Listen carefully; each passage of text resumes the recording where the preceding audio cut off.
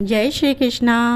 आप सभी प्यारे प्यारे भक्तों का स्वागत है कृष्णा डिवोशन चैनल पर। हम सभी वैशाख मास में, जो कि विष्णु जी का प्रिय मास है, इसमें भगवान की आराधना और पूजा अर्चना करने का बहुत ही महत्व है। और हमने पिछले वीडियो में श्रवण किया छत्रदान का महत्व।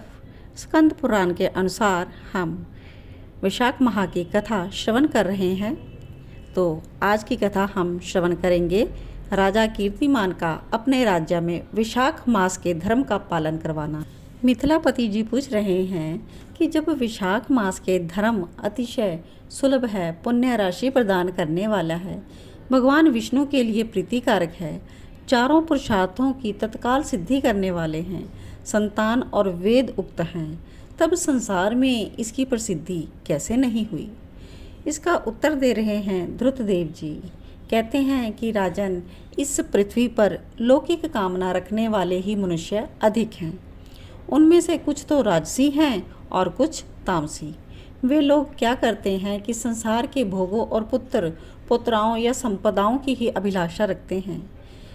कहीं किसी प्रकार कभी बड़ी कठिनाई से कोई ऐसा मनुष्य मिलता है जो स्वर्ग लोक के लिए प्रयत्न करता है, और इसलिए यह यज्ञ आदि पुण्य कर्मों का अनुष्ठान बड़े प्रयत्न से करता है, लेकिन मोक्ष की उपासना कोई भी नहीं करता है। तुच्छ आशाएं लेकर बहुत से कर्मों का आयोजन करने वाले लोग प्राय कर्मों के ही उपासक रहते हैं। यही कारण है कि संसार में राजसी और तामसी धर्म अधिक विख्यात हो गए, परंतु सात्विक धर्म की प्रसिद्धि नहीं हुई। ये सात्विक धर्म भगवान विष्णु को प्रसन्न करने वाले हैं, निष्काम भाव से किए जाते हैं और इस लोक तथा परलोक में सुख प्रदान करते हैं। लेकिन देव माया से मोहित होने के कारण मूढ़ मनुष्य इस धर्म को जानते ही नहीं हैं। कथा श्रवण करते हैं। पूर्व काल की बात है, काशीपुरी में कीर्तिमान नाम से विख्यात एक चक्रवर्ती राजा थे।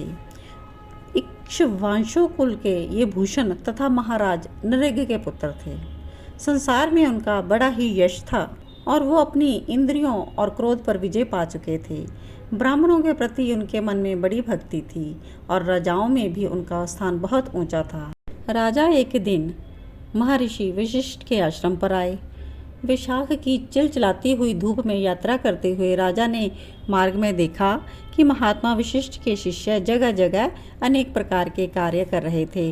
कोई तो छाया वाला पौंसला बना रहा था, कोई छाया का मंडप तैयार कर रहा था, तो किनारे पर झरनों के जल को रोककर स्वच्छ बाली बना रहे थे कुछ लोग। कहीं वृक्षों के नीचे बैठे हुए लोगों को वे पंखा डुलाकर हवा करते थे, कहीं पर जल दे रहे थे, कहीं पर सुगंधित पदार्थ भेंट कर रहे थे, तो कहीं पर फल देते थे।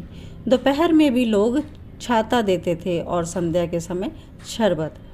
कोई शिष्य घनी छाया वाले वन में झाड़ बुहार साफ करके आश्रम के प्रांगण में हितकार बालुका बिछाते थे और कुछ लोग वृक्षों की शाखा में झूला लटकाते थे।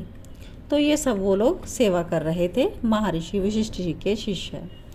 तो राजा ने पूछा, आप लोग कौन हैं? तो उन्होंने उत्तर दिया, हम लोग महर्षि वशिष्ठ के शिष्य हैं। राजा ने पूछा कि यहाँ ये सब क्या हो रहा है? तो वो बोले कि वैशाख मास में जो कर्तव्य रूप से बताए गए धर्म हैं, अर्थ काम मोक्ष चारों पुरुषार्थ के साधक हैं, हम लोग गुरुदेव वशिष्ठ की आज्ञा से इस धर्म का पालन करते हैं। राजा ने फिर पूछा कि इनके अनुष्ठान से मनुष्यों को कौन सा फल मिलता है, किस देवता की प्रशंसा होती है?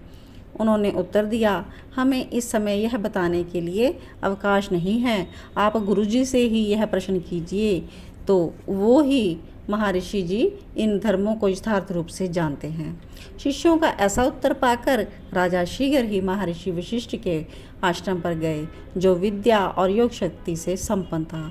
राजा के आते देख महर्षि वशिष्ठ मन ही मन बड़े प्रसन्न हुए। सेवकों सहित महात्मा राजा का विधि पूर्वक आतिथ्य सत्कार किया गया। राजा गुरु वशिष्ठ से पूछते हैं, भगवान, मैंने मार्ग में आपके शिष्यों द्वारा परम आश्रम में शुभ कर्मों का अनुष्ठान होते देखा, किंतु उसके संबंध में जब मैंने उनसे कुछ पूछा तो उन्होंने मुझे कहा कि महर्षि वशिष्ठ जी इसका उत्तर देंगे। तो मेरे मन में बहुत ही इच्छा है, मैं उन धर्मों को सुनने की बड़ी इच्छा रखता हूँ, आप मुझे उनका वर्णन कीजिए। तो महर्षि वशिष्ठ जी ने प्रसन्नतापूर्वक कहा कि तुम्हारी बुद्धि को उत्तम शिक्षा मिली है राजन, तुमने बहुत ही अच्छा निश्चय किया है। भगवान विष्णु की कथा के श्रवण और भगवत धामों के अनुष्ठान में जो तुम्हारी बुद्धि की अत्यंतिक प्रवृत्ति हुई है, यह तुम्हारे किसी पुण्य का फल ही है। जिसने भी विशाख मास में बताए हुए महाधर्मों के द्वारा भगवान श्री हरि की आराधना की है, उसके उन धर्मों से भगवान बहुत ही संतुष्ट होते हैं और मनोवांछित वस्तु प्रदान करते हैं। संपूर्ण जगत के स्वामी भगवान लक्ष्मीपति समस्त पाप राशि का विनाश करने वाले हैं। वे सूक्ष्म धर्मों से प्रसन्न होते हैं, केवल परिश्रम और धन से नहीं। भगवान विष्णु भक्ति से पूजित होने पर अभिष्ट वस्तु प्रदान करते हैं, इसलिए सदा भगवान विष्णु की ही भक्ति करनी चाहिए। जगदीश्वर श्री हरि जल से भी पूजा करने पर अशेष क्लेश का नाश करते और शीघ्र प्रसन्न हो जाते हैं। विशाख मास में बताए हुए ये धर्म थोड़े से परिश्रम द्वारा साध्य होने पर भगवान विष्णु के लिए प्रीतिकारक और शुभ होने के कारण अधिक व्यय से सिद्ध होने वाले बड़े बड़े यज्ञ आदि कर्मों का भी तिरस्कार करने वाले हैं। इसलिए तुम भी विशाख मास में बताए हुए धर्मों का पालन करो और तुम्हारे राज्य में निवास करने वाले अन्य सब लोगों से भी इन धर्मों का पालन करवाओ। सब धर्मों को सुनकर राजा ने गुरु का भक्ति भाव से पूजन किया और फिर अपने राज्य में आकर सब धर्मों का विधिपूर्वक पालन करने लगे। देवादेव देव भगवान विष्णु में भक्ति रखते हुए राजा कीर्तिमान देवेश्वर पद्मनाभ के अतिरिक्त और किसी देवता को नहीं देखते थे। उन्होंने हाथी की पीठ पर भी नगाड़ा रखकर सिपाहियों से अपने राज्य में डंके की चोट पर घोषणा कर दी कि मेरे राज्य में जो 8 वर्ष से अधिक आयु वाला मनुष्य है, उसकी आयु जब तक 80 वर्ष की ना हो जाए तब तक वह मेष राशि में सूर्य के स्थित होने पर प्रातःकाल स्नान नहीं करेगा तो मेरे द्वारा दंडनीय होगा, तो उसको राज्य से निकाल देने के योग्य समझा जाएगा। यह मेरा निश्चित आदेश है। पिता, पुत्र, पत्नी और जो कोई भी विशाख धर्म का पालन नहीं करेगा वह चोर की भांति दंड का पात्र समझा जाएगा। प्रातःकाल शुभ जल में स्नान करो और फिर शक्ति के अनुसार दान इत्यादि धर्मों का आचरण करो। इस प्रकार से सभी लोग राजा के निर्देशों का पालन करने लगे तो उस राज्य में धर्म का पौधा प्रारंभ हो गया और आगे चलकर तो यह वृक्ष के रूप में परिणत हो गया। उस राजा के राज्य में जो लोग मर जाते थे वो भगवान विष्णु के धाम में चले जाते थे। मनुष्यों को विष्णु लोक की प्राप्ति निश्चित ही थी। तो एक बार विशाख स्नान कर लेने से मनुष्य यमराज के पास नहीं जाता। अपने धर्मानुकूल कर्म में स्थित हुए सब लोगों के विष्णुलोक में चले जाने पर यमपुरी के सब नरक खाली हो गए, वहां पर एक भी पापी नहीं रह गया। विशाख मास के प्रभाव से यमपुरी के मार्ग की यात्रा ही बंद हो गई। सब मनुष्य दिव्य आकृति धारण करके भगवान के धाम जाने लगे। देवताओं के जो लोग थे वो भी शून्य हो गए। स्वर्ग और नरक दोनों के शून्य हो जाने से एक दिन नारद जी ने धर्मराज के पास जाकर कहा कि धर्मराज, आपके इस नरक में अब पहले जैसा कोलाहल नहीं सुनाई पड़ता। पहले की भांति पाप कर्मों का लेखा भी नहीं लिखा जा रहा।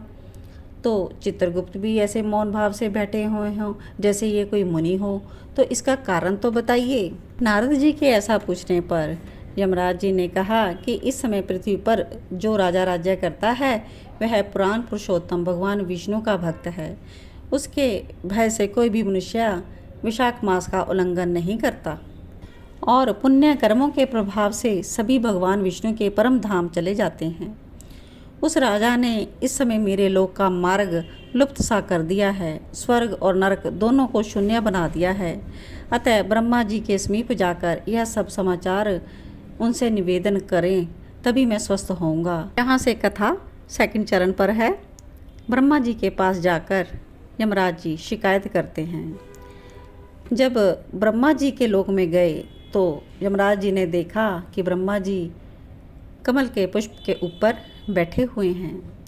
तो ब्रह्मा जी का उन्होंने दर्शन किया जिनका आश्रय ध्रुव है, जो इस जगत के बीज हैं, सब लोगों को पितामह हैं और समस्त लोकपाल दिक्पाल देवता जिनकी उपासना करते हैं।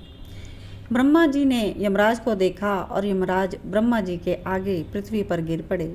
यमराज ने कहा, कमला आसन काम में लगाया हुआ जो पुरुष स्वामी की आज्ञा का ठीक ठीक पालन नहीं करता और उसका धन लेकर भोगता है, वह काठ का कीड़ा होता है। जो बुद्धिमान मनुष्य लोभवश स्वामी के धन का उपयोग करता है, वह 300 कल्पों तक तिर्यक योनि रूप नरक में जाता है। मैं आपकी आज्ञा से धर्म पूर्वक प्रजा का शासन करता आ रहा हूँ।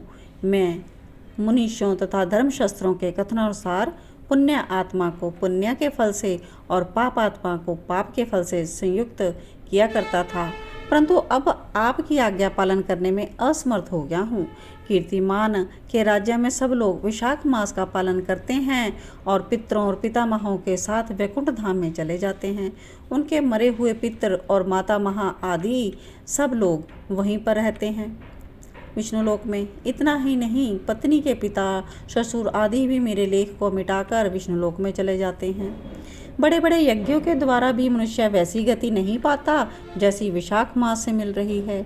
संपूर्ण तीर्थों से, दान से और व्रतों से और संपूर्ण धर्मों से युक्त मनुष्य भी उस गति को नहीं पाता जो विशाख धर्म में मनुष्य को प्राप्त हो रही है। विशाख मास में प्रातःकाल स्नान करके, देव पूजन करके और विशाख मास महात्म्य की कथा श्रवण करके, भगवान विष्णु का तुलसी दल से पूजन करके सब लोग विष्णु के लोक में जा रहे हैं। मुझे तो कोई भी सीमा ही नहीं दी गई है, क्योंकि सब ओर से कोटि कोटि प्राणियों का समुदाय वहाँ पर पहुँच रहा है, तो कोई मरता ही नहीं है। इस संसार में पवित्र अपवित्र सभी लोग राजा की आज्ञा से विशाख मास के धर्म का पालन करके विष्णु लोक को जा रहे हैं। तो लोकनाथ उसकी प्रेरणा से संस्कारहीन मनुष्य भी विशाख स्नान से वैकुंठ धाम में चला जाता है। वह केवल भगवान विष्णु के चरणों की शरण लेने वाला है। तो इस प्रकार से समस्त संसार को विष्णु लोक में वह पहुंचा देगा।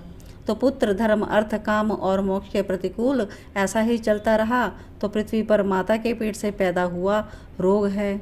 यह अधम पुरुष अपनी माता का घात करने वाला कहा जाता है, किंतु राजा कीर्तिमान की माता और उसकी पत्नी का पुण्य संसार में विख्यात है। उसकी माता एकमात्र वीर जननी है और वह राजा निश्चय ही संसार में बहुत बड़ा वीर है। जिस प्रकार से कीर्तिमान मेरी लिपि को मिटाने में उद्यत हुआ है, ऐसा उद्योग तो मैंने प्राणों में और किसी से सुना ही नहीं है।